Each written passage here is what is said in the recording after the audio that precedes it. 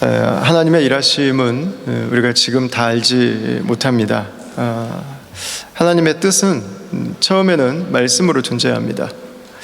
씨앗과 같이 존재합니다. 처음에는 그냥 심겨질 뿐입니다. 씨앗을 보고 그 꽃이 어떻게 생겼는지, 그 열매가 어떤 것인지를 아는 사람은 없습니다. 시간이 지나면서 흙에 심겨져서 물을 빨아먹고 햇빛을 받으면서 자라게 되고, 그 꽃이 무엇인지, 그 나무가 무엇인지, 그 열매가 무엇인지를 보게 되죠. 오늘 6장 1절 말씀을 여러분 한번 보시죠. 이스라엘 자손들로 말미암아 여리고는 굳게 닫혔고 출입하는 자가 없더라 그랬습니다. 이 기록은 그냥 그 당시의 역사적 정황만 놓고 본다면 두 주체가 바뀌어야 됩니다. 여리고로 말미암아 이스라엘 자손들은 굳게 닫혔고 출입하는 자가 없더라, 이래야 정상이에요. 그 당시 이스라엘 백성들의 그 어떤 것도 여리고 성 앞에서 이런 표현이 가능하게 할 수 있는 요인은 존재하지 않았었습니다. 여리고는요, 난공불락의 요새 같은 곳이었습니다. 이 요단 동편에서 요단강을 건너서 요단 서편에 있는 첫 번째 도시국가였습니다. 고고학적인 발굴들을 보면 약 BC 최소한 7,000년에서 8,000년 사이에 이미 국가가 존재했습니다. 이미 성벽이 존재했습니다. 이 발굴한 결과들을 보면은요, 이 성벽이 이중 성벽입니다. 높이가 15m에 이릅니다. 그리고 그 성벽 사이에 마차 2대가 지나다닐 수 있습니다. 마차 2대가. 그리고 옆에 또 공간이 있어서 그 공간에 사람들이 살았습니다. 그러니까 라합 같은 경우도 정탐꾼이 집에 왔을 때 그들을 내려주는 곳이 자기 집이었는데 성벽 위에 살았다고 보면 기록하고 있잖아요. 그러니까 그 성벽 위에, 그게 너무 넓어서, 이중 성벽으로 되어 있는데 이게 너무 넓어서 사람들이 살고 있을 정도로 아주 굉장한 방어벽을 가진 그런 도시국가를 이루고 있었습니다. 여러분, 그러나 이스라엘 자손들은 이제 막 광야를 맴돌고 나온 여리고와는 비교가 되지 않는 사람들이었습니다. 이 두 주체를 기록하는데 이런 기록이 나왔다고 하는 것은 누가 보아도 이스라엘 자손들 때문에 나온 기록이 아니라는 것을 우리는 알 수 있습니다. 라합이 이런 얘기를 하죠. 2장 11절을 한번 보시죠. 우리가 듣자 곧 마음이 녹았고 너희로 말미암아 사람이 정신을 잃었나니 너희의 하나님 여호와는 위로는 하늘에서도 아래로는 땅에서도 하나님이시니라, 이렇게 기록되고 있습니다. 이스라엘 백성들은 그들의 뛰어남 때문에, 그들이 전 세계에서 IQ가 2번째이기 때문에, 그들이 노벨상을 받은 사람들이 가장 많기 때문에가 아니라 하나님 때문에 여리고 사람들에게 두려움의 대상이 되는, 이스라엘 백성들이 아니라 이스라엘 백성들과 함께하는 하나님이 이 여리고에 있는 사람들의 간담을 서늘하게 하는 바로 그런 존재였던 것입니다. 여러분, 놀라운 것은 하나님께서 아브라함에게 주셨던 그 말씀이 아브라함에게는 먼 미래였는데 그것이 바로 오늘을 이스라엘 백성들에게는 현재가 되고 있다고 하는 것입니다. 아브라함에게 하나님께서 약속한 땅을 말씀하실 때 그 땅은 보이지 않았습니다.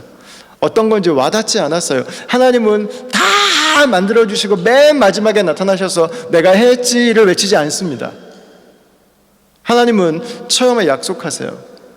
아무도 그걸 보는 사람이 없을 때, 아무도 그걸 생각하는 사람이 없을 때, 아무도 그걸 받아들이는 사람이 없을 때, 그리고 하나님은 그 일을 이루어 가십니다. 아브라함에게는 씨앗으로만 존재했지만 지금 여호수아와 이스라엘 백성들에게는 그것이 오늘이 되고 있습니다.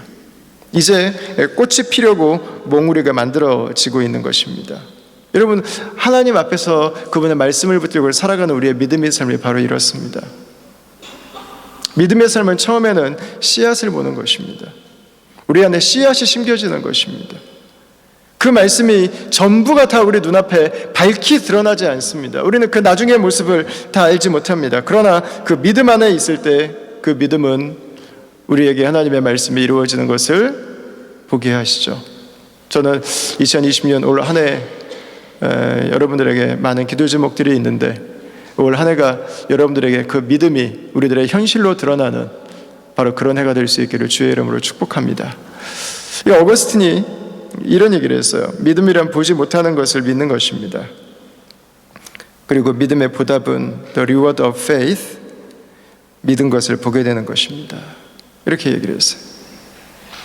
이 말이 정확하죠. 여러분의 가정에 이 말씀이 응답되기를 바랍니다. 우리 공동체에 이 말씀이 응답되기를 원하고 우리가 함께 기도하는 그 기도 제목들 속에 우리가 살아가는 이 도시와 열방을 향한 그 간구들 속에 이 말씀이 이루어지기를 바랍니다. 히브리서 11장에서는 이 말씀을 이렇게 기록했어요. 믿음은 바라는 것들의 실상이요 보이지 않는 것들의 증거니 선진들이 이로써 증거를 얻었느니라. 우리가 우리 믿음의 선배들, 믿음의 선조들이라고 하는 분들을 생각할 때 그분들의 믿음은 과연 어떤 것이었는가라는 것입니다. 바로 이것이었습니다. 지금은 보이지 않았어요. 하나님이 주신 말씀을, 그 작은 말씀을 그냥 붙든 것입니다. 그 말씀을 놓지 않은 것입니다. 현실은 그 말씀에 반대로 계속해서 바람이 불지만 그 말씀을 향해서 때로는 그 자리에 머물지라도 계속해서 앞으로 나아갔던 것입니다.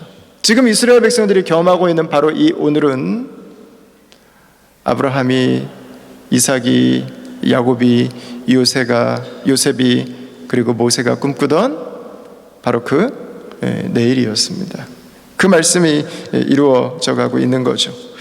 이게 저희들의 삶을 생각할 때 점점 이 세속화되고 무신론화되어가는 세상 속에서는요, 인생의 의미가 없습니다. 인생의 의미가 없는 것이 당연합니다. 뭐 그냥 어쩌다가 이 세상에 존재하게 됐는데 인생의 가치, 인생의 의미가 어디 있겠습니까? 이게 인생이 무료해요. 지루해요. 그러니까 자꾸 뭔가 더 자극적인 소재들을 찾아 나섭니다. 자꾸 더 과격한 것들에 관심을 갖습니다. 여러분, 하나님이 계시지 않는다면요, 인생이 무료하고 인생이 지루한 것은 당연한 것입니다. 왜 살아야 되는지, 뭘 해야 되는지, 오늘 내가 밥을 왜 먹어야 되는지를 모르는 삶이라면 당연히 지루합니다. 여러분, 지루하고 무료할 뿐만 아니라 그 마음과 그 생각들이 피폐해질 수밖에 없어요. 결국은 그곳으로 갈 수밖에 없어요. 내 마음이, 내 정신이 공백이 생기고 그것들을 온갖 것들로 다 집어넣는 삶은 그 마음이 견뎌낼 수가 없어요. 받아들일 수가 없어요. 건강하게 갈 수가 없어요.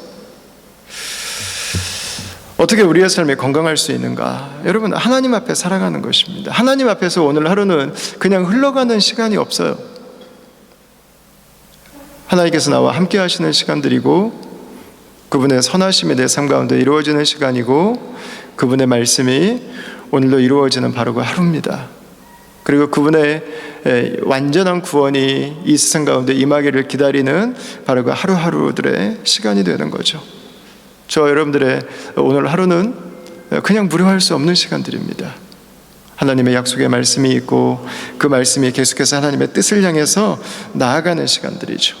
저와 여러분들의 또 다른 한 주가 그 하나님의 은혜 가운데 있는 한 주가 되시길 바랍니다. 오늘 우리가 읽은 이 말씀은 하나님께서 오늘 우리 가운데 그 말씀을 이루어 가시는 분이시다라는 것을 잘 보여주는 바로 그런 본문이라고 할 수 있습니다. 하나님은 이스라엘 백성들에게 하나님께서 하신 약속을 이제 지켜 나가시는데 그 약속을 지켜 나가시는 첫 번째 모습은 여리고성을 점령하고 무너뜨리는 것이었습니다. 여기까지만 들으면은 아주 그냥 환호성이 나옵니다. 끼야! 드디어! 그러나 이제 문제는 방법입니다. 방법. 여리고성이 무너지는 것은 꿈에도 좋은 일인데 전략과 계획이 그렇게 와닿지 않습니다. 하나님은 이스라엘 백성들이 다 함께 이 여리고성 주위를 7일 동안 도는 것을 계획으로 말씀하셨습니다. 맨정신 가지고 듣는다면 정말 아찔한 계획이 아닐 수 없습니다. 처음 6일 동안은 한 바퀴씩 돌고 마지막 7일째는 7바퀴를 돌고 고함을 치는 것입니다. 여러분들은 이 방법을 어떻게 생각하시나요? 하나님께서 만약에 이 방법을 우리에게 한 번 더 말씀하시면 여러분 어떻게 이 말씀을 여러분들은 순종하시겠습니까?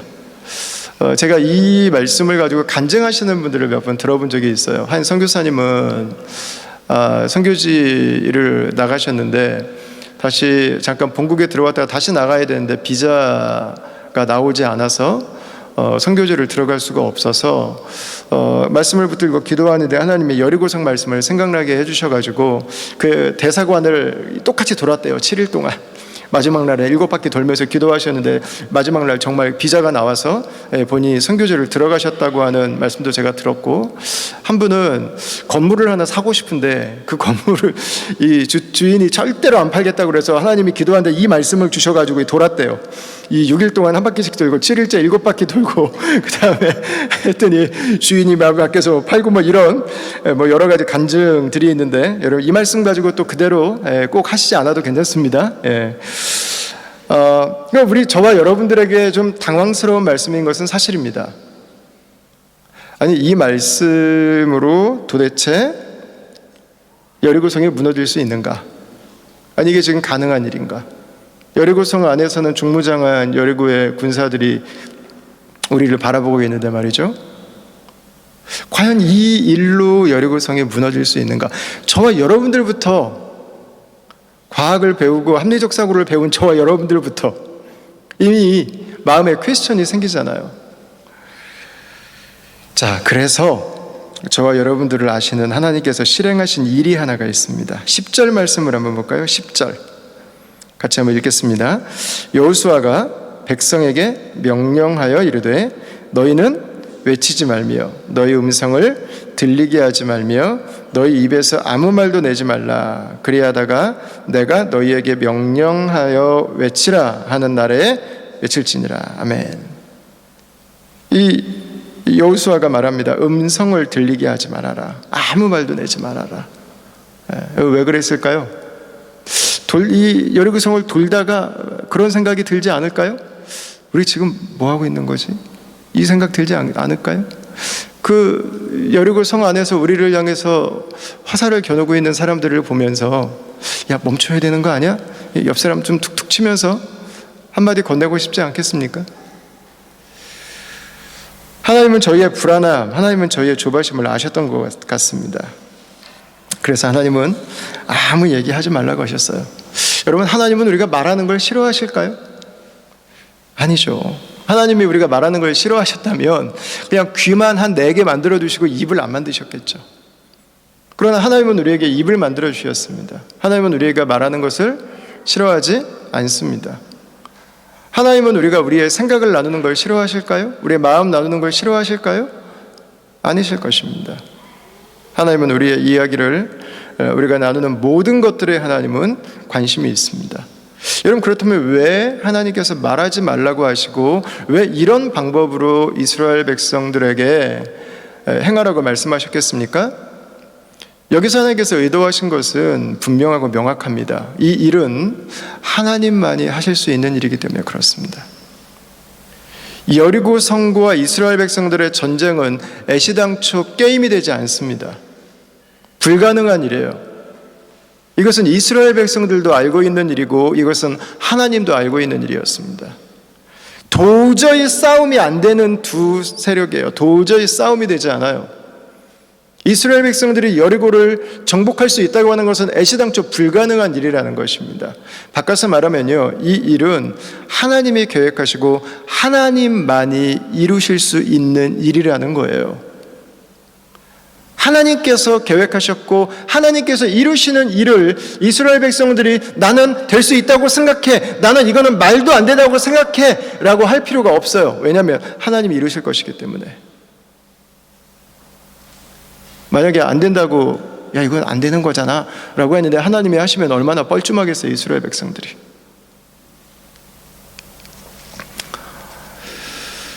여러분, 하나님은 우리에게 많은 것들을 주셨습니다. 많은 은사들을 주셨습니다.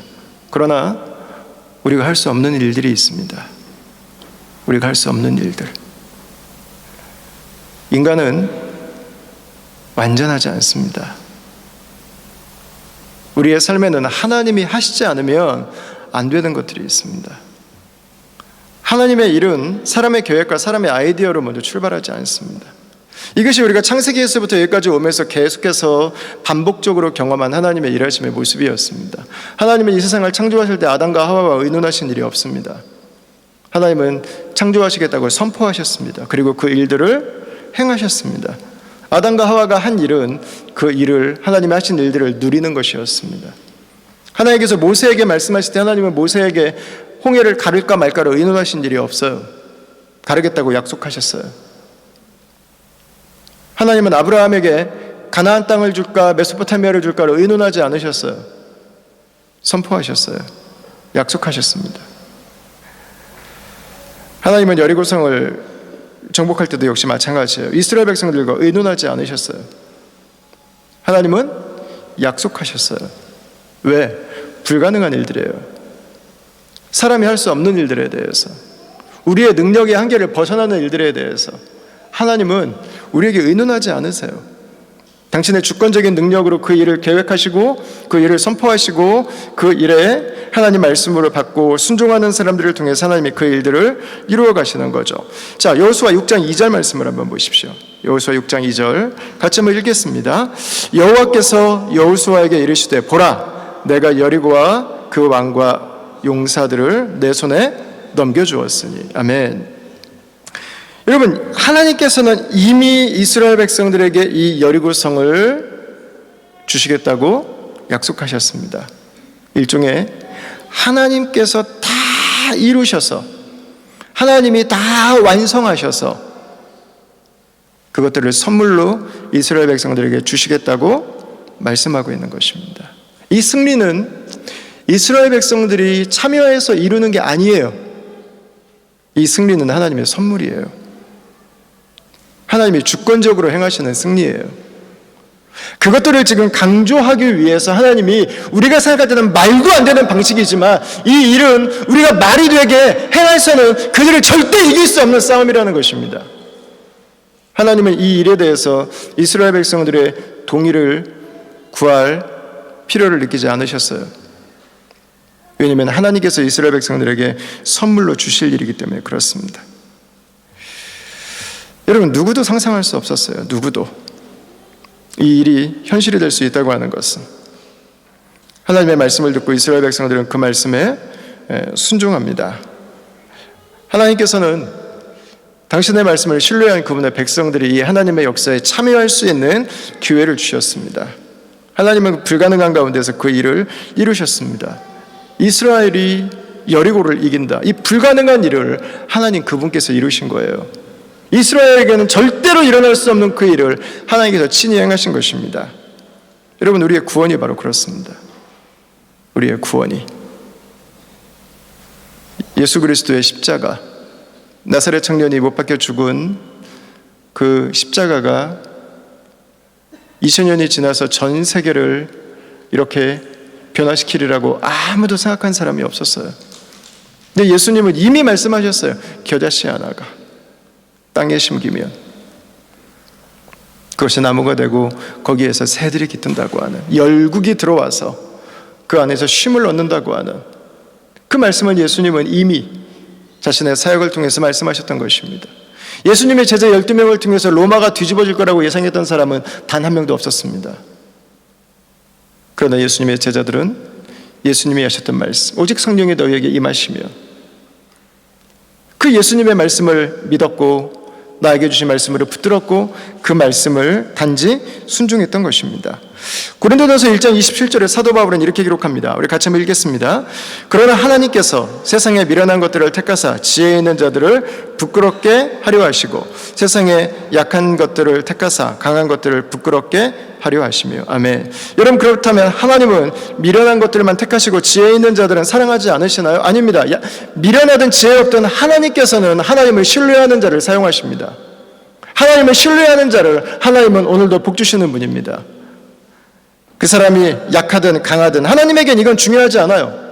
하나님에겐 다 약한 자이기 때문에, 하나님께는 다 미련한 자이기 때문에, 아무리 지혜롭고 아무리 강한 자도 하나님의 주시는 구원을 얻을 수는 없기 때문에, 이 세상을 하나님 나라로 만들어갈 수는 없기 때문에 그 일들을 하나님께서 친히 행해 가시는 것입니다.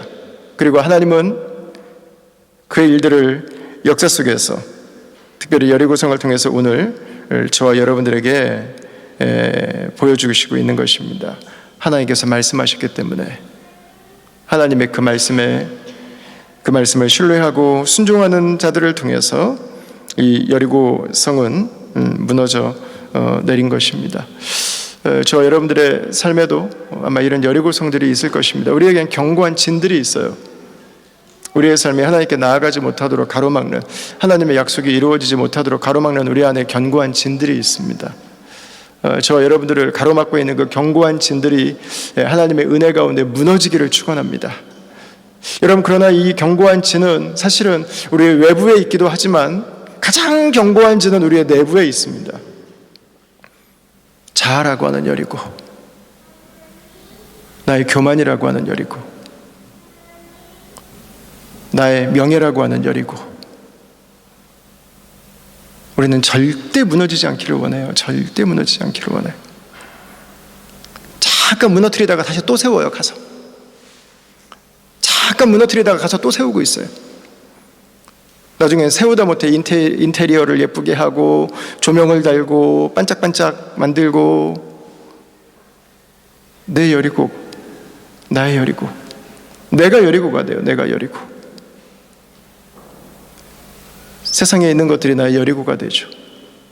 이것만큼은 무너지면 되지 안 되는, 이것만큼은 반드시 그 자리를 지켜주어야 되는 나의 여리고가 있어요. 나의 여리고. 여러분, 우리가 예수 그리스도를 만난다고 하는 것은 무엇을 의미합니까?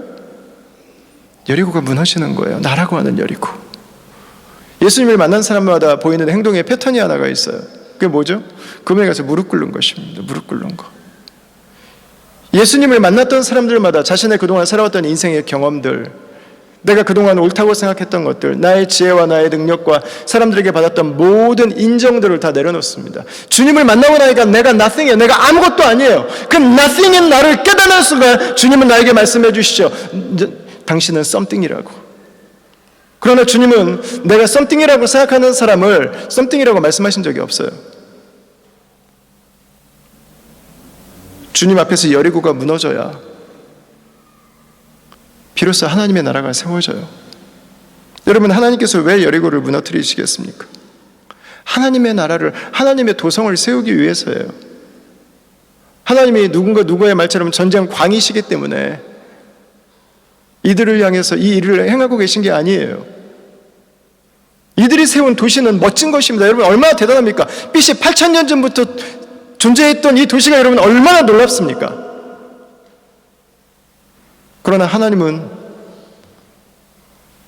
그 안에 있는 폭력과 그 안에 있는 착취와 인간이 만들어낸 도시 안에 존재하는 그 가난과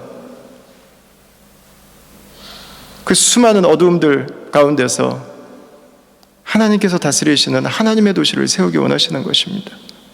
여리고가 무너져야 하나님의 나라의 역사가 시작돼요. 내가 무너져야 내 안에 하나님의 역사가 시작돼요. 내가 죽어야 하나님의 성령의 역사가 비로소 우리 가정 안에 시작되는 것입니다.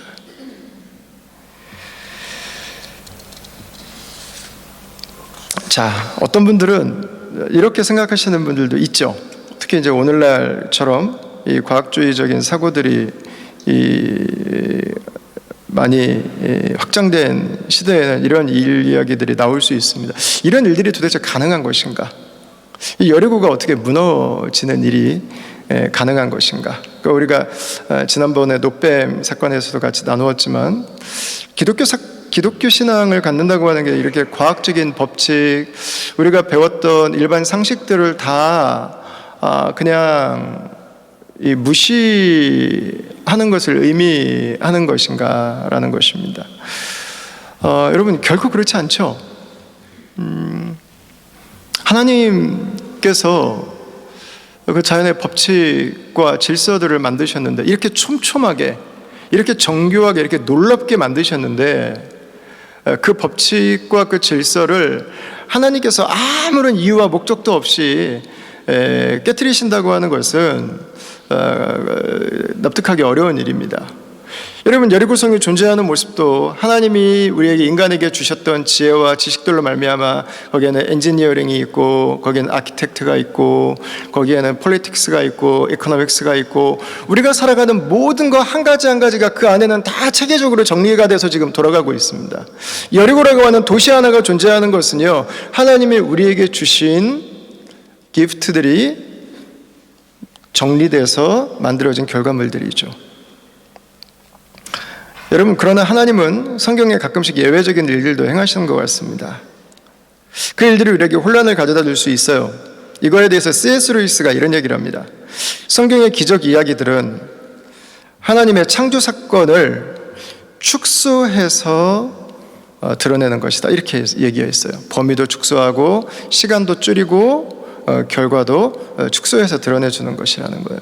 그래서 하나님이 일으키시는 기적 사건은 자연법칙을 위배하는 것이 아니라 하나님께서 만들어 놓으신 자연법칙을 시간을 조금 축소시키거나 범위를 조금 축소시키거나 하나님께서 그것들을 응급 상황으로 이용하신다는 거예요. 그러면서 이제 예를 한 가지 들어주는데, 그게 뭐냐면 가나의 혼인잔치입니다. 요한복음 2장에 나오는.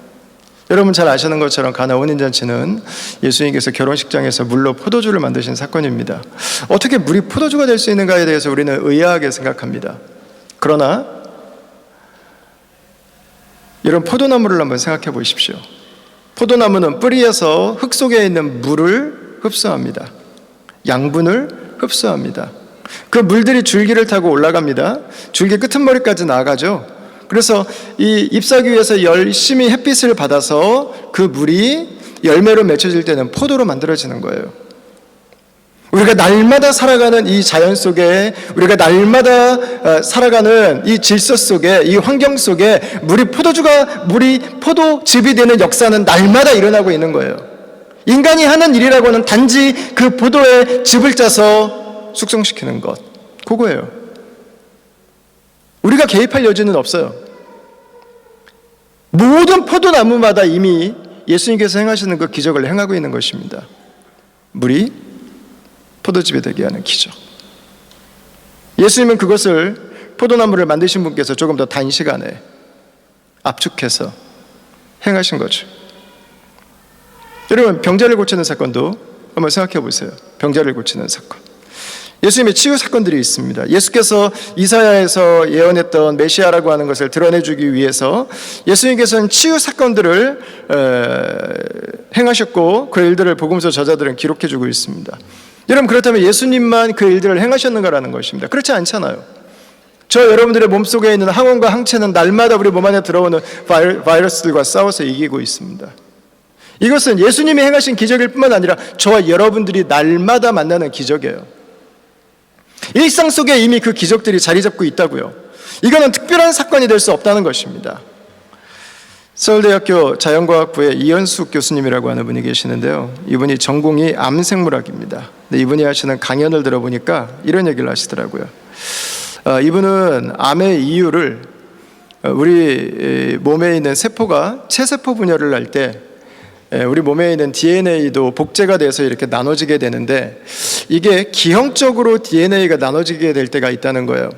근데 이 기형적으로 나뉘어진 DNA가 이게 축적돼서 쌓이게 되면 그게 암이 된다고 하는 이론을 가지고 계신 분이에요. 그러면서 이분이 재밌는 얘기를 하셨어요. 그 일들이 우리 몸에서 특정한 비율로 매일마다 일어나고 있는데 왜 모든 사람들이 암에 걸리지 않는가?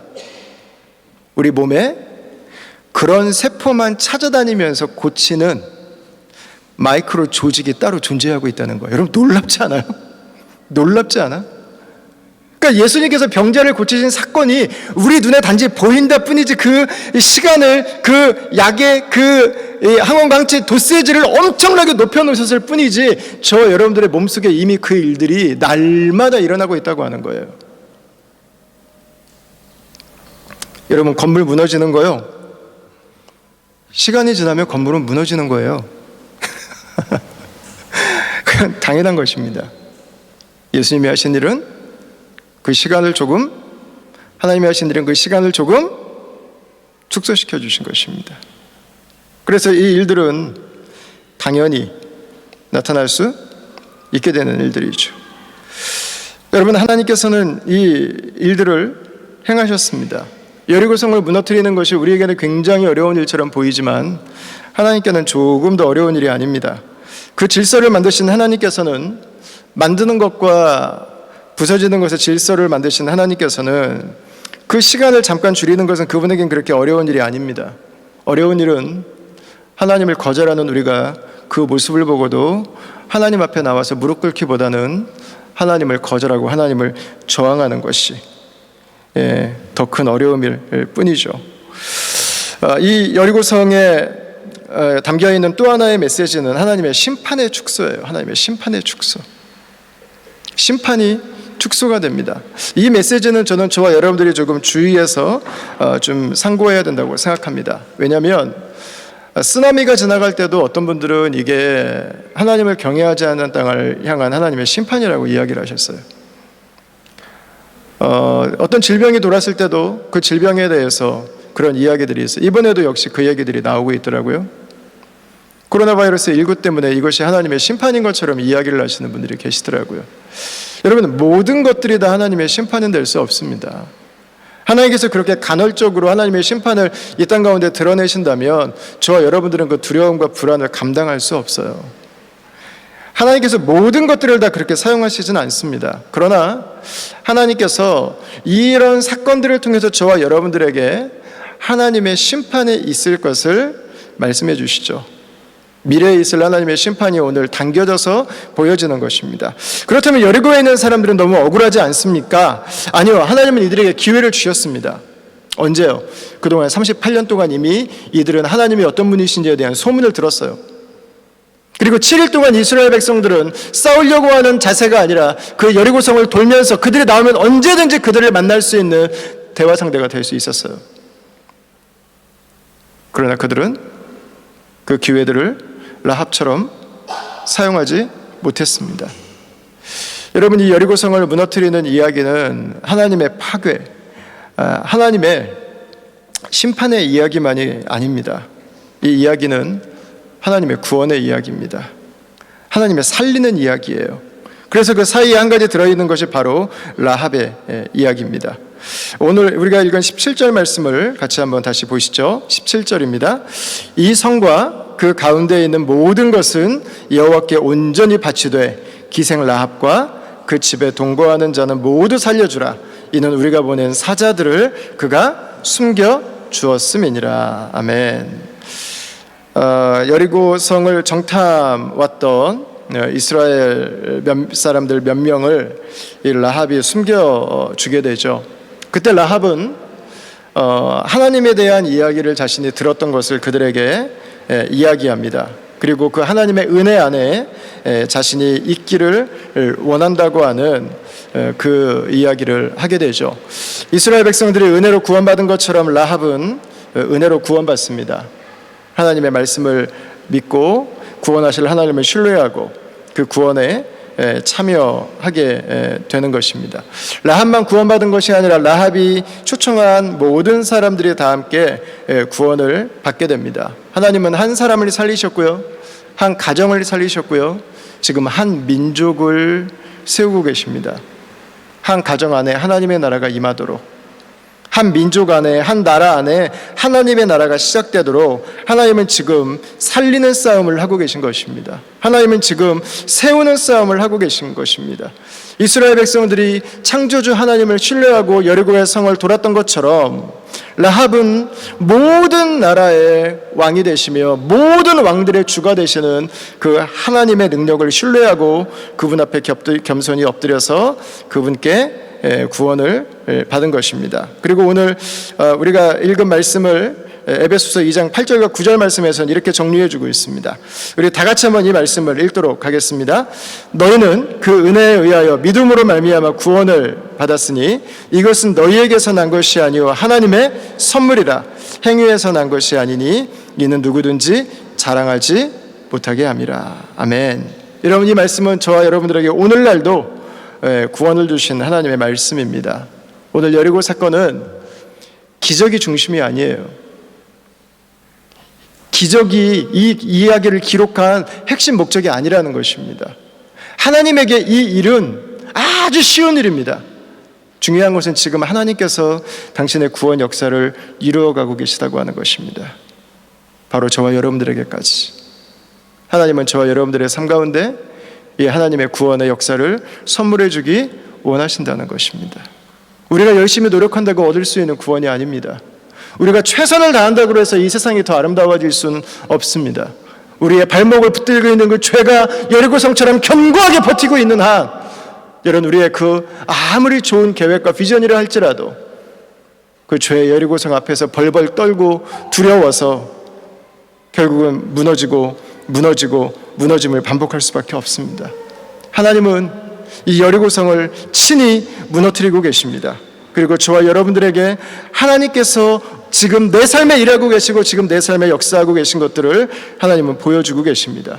하나님께서 행하시는 그 일은 이 세상에 우리가 일어나기를 원하는 바로 그 일입니다. 저 여러분들이 이 세상을 바라볼 때 이 부분은 좀 고쳐져야 될 것 같아. 이 세상은 지금 너무 문제가 많이 있는 것 같아. 여러분, 하나님은 지금 그 일을 행하고 계신 거예요.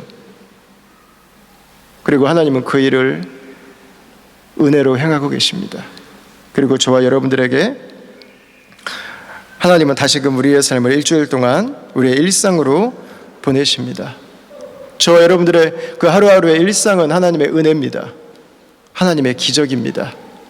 저 여러분들의 그 일상의 삶 가운데서 하나님이 우리에게 시간을 축소해서 그분의 은혜를 보여주신 것처럼 저 여러분들의 한 주간의 삶 가운데 그분의 은혜를 축약해서, 응축해서, 진액을 짜내서 우리의 가정에 나누고 우리의 일터에 나누고 우리가 살아가는 이 도시에 무너진 곳과 고통당하는 곳과 아픈 사람들이 하나님의 회복을 경험하고 하나님 나라를 경험할 수 있도록 한 주간도 저와 여러분들의 삶이 그분의 축복의 손길로 쓰임받게 되기를 주의 이름으로 축원합니다.